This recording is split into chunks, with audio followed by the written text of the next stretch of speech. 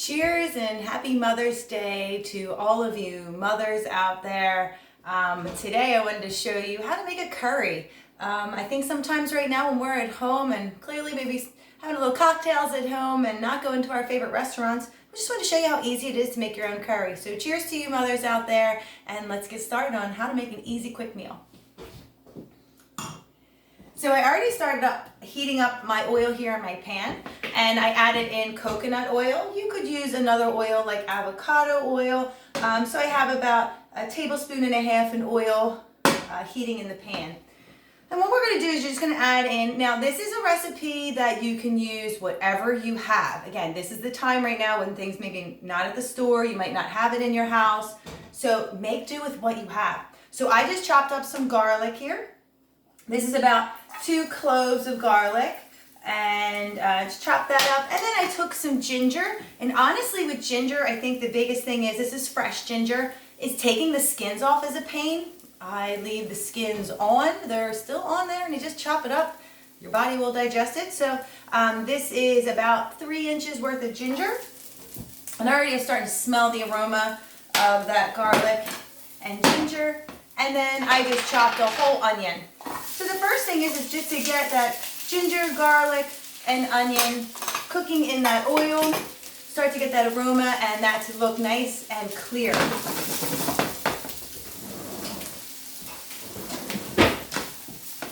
Coating it all in that oil. So what I'm showing you today is actually how to make a vegetable curry with beans. I know 2 meats might be sparse at the store. Can't find chicken, can't get beef, maybe you can't get pork. So make sure you're stocking up on another essential protein, which is beans. So I actually had a can of kidney beans on hand. You could use, for a cheaper form, is dried beans. So I used about, again, a tablespoon and a half of oil in there. It looks coated. Always going to have that oil on back up just in case it looks too dry. You don't want to burn it, and you can always just drizzle a little bit more on top. Yeah, that looks a little better there. You don't want it to be too dry. So after you let that cook and you start to get those onions nice and clear, of course I had everything chopped already. I had purple cabbage.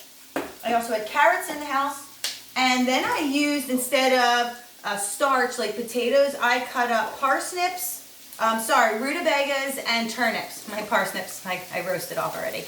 So these are rutabagas and turnips just chopped down. This is actually 1 rutabaga and 1 turnip, and it equals all of that. So again, if you're like, oh, I always eat broccoli in my stir fries or in my curries, well, maybe switch up, and other vegetables are available at your store, and that's what you can make it with. So this is looking good. It's smelling great already. So now we're just going to start to add some other stuff into it.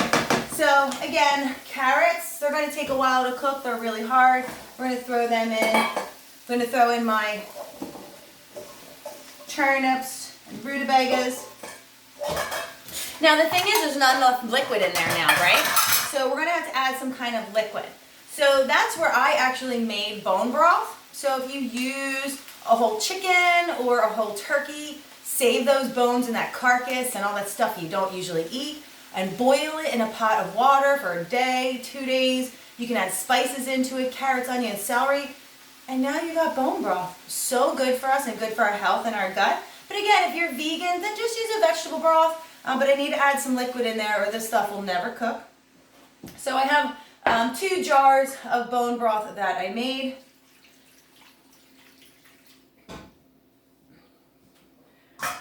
So this is about 4 cups of a liquid I just added in. Now the biggest thing is now this is going to take the longest period of time. Okay, this is going to take maybe about 20 minutes to get it up to a boil and start to get these soft. Also going to add in my cabbage in a little bit, but this won't take that long to cook. And then for the beans, we'll add them in at the end. So at the end as well, we're going to add in coconut milk. A lot of people buy coconut milk in the cans, but I wanted to show you, you can actually get it powdered. So I love this just so then I can make it right on demand. I don't need to have cans. And so I just used 3 tablespoons of this coconut milk powder, and I added it into some hot boiling water and mixed it together, and now I have coconut milk. So just to let you know, it doesn't always have to be out of the can. So what's going to give it this flavor? What's going to give it that curry flavor? So I have spices all lined up here. So you could use coriander seeds. Now, just to let you know, if you grow dill, it's the seeds that pop off the top of the dill plant are actually coriander seeds. You could take them, you could crush them down, you could put that in. Turmeric for sure. So I added about a half a teaspoon of turmeric. That's a bright orange colored spice loaded in antioxidants. I'm adding in more powdered ginger. I actually have curry powder, so I added a whole tablespoon of that in. Now cumin seeds are nice. So cumin seeds, and I actually have ground cumin as well. So I have about a tablespoon of each of these. This gives it a nice flavor. Some people don't like cumin. I do love cumin in a curry for sure. So there's some of the spices that you might want to add in. So again, turmeric and ginger, maybe a curry powder, cumin seeds, coriander seeds, or even cumin powder.